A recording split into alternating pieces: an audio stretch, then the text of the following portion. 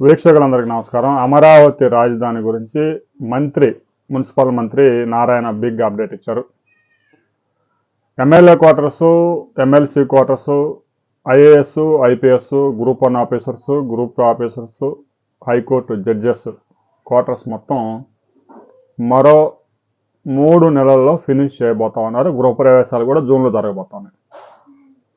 ఇక 2027 అంటే next year June నాటికి, అంటే మరో 15 నెలల్లో 360 కిలోమీటర్ల ట్రంక్ రోడ్స్, ఏదైతే N1, N2, N3 అలా E1, E2, E3, 15, E15 దాకా ఎలాగైతే ఉన్నాయో ట్రంక్ రోడ్లు, 360 కిలోమీటర్ల ట్రంక్ రోడ్ల నిర్మాణం పూర్తి చేయడంతో పాటు సిటీ యాక్సెస్ రోడ్డు కూడా కంప్లీట్ అయిపోతుంది. స్టీల్ బ్రిడ్జ్ కూడా మరో 10 రోజుల్లో అందుబాటులోకి రాబోతా ఉంది.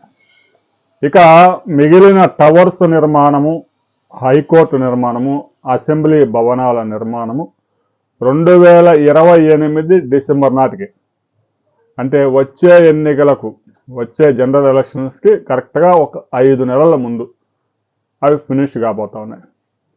ఇక అమరావతి రాజధానికి సంబంధించి ఫేజ్ 2లో భూములు ఇచ్చేది లేదు అంటూ కొంతమంది బావుట ఎగరేసి ఈరోజు గుంటూరులో సమావేశమయ్యారు.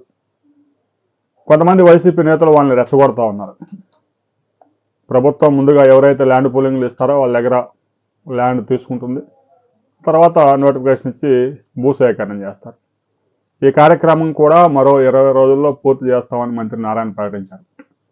ఇక సీడ్ యాక్సెస్ రోడ్డు ఏదైతే కొంతమంది రైతులు భూమి ఇవ్వక ఈ ఓల్డ్ ముంబై హైవే మంగళగిరి దగ్గర, ఉండవల్లి దగ్గర కనెక్టివిటీకి ఇబ్బంది అవుతూ ఉంది. స్టీల్ బ్రిడ్జ్ దగ్గరకు వచ్చేందుకు కూడా ఇప్పటికే 3 మెలికలు తిరిగింది. ఇక మరో 4 రోజులు వారికి ఏప్రిల్ 9 దాకా టైం ఉంది. ఆ తర్వాత భూసేకరణ ద్వారా ఆ భూమిని స్వాధీనం చేసుకోబోతున్నారు. ముఖ్యంగా కీలకమైన మౌలిక సదుపాయాలకి అడ్డుగా కొన్ని స్ట్రెచెస్ మిగిలిపోయి రైతులు ఇవ్వలేదు. ఇప్పటికైనా రైతులు భూ సేకరణ కింద వెళ్తే వారికి పరిహారం తక్కువ వస్తుంది. ల్యాండ్ పూలింగ్ కిందనే ఎక్కువ బెనిఫిట్ అయ్యే అవకాశం ఉంది. రైతులు ఆలోచించుకోవాలి. కోర్టుకు వెళ్తే నష్టపోయేది రైతులే అని మంత్రి నారాయణ చెప్తా ఉన్నారు. రైతులు స్పందిస్తారా లేదా అనేది కొద్ది రోజుల్లో తెలిపోయింది.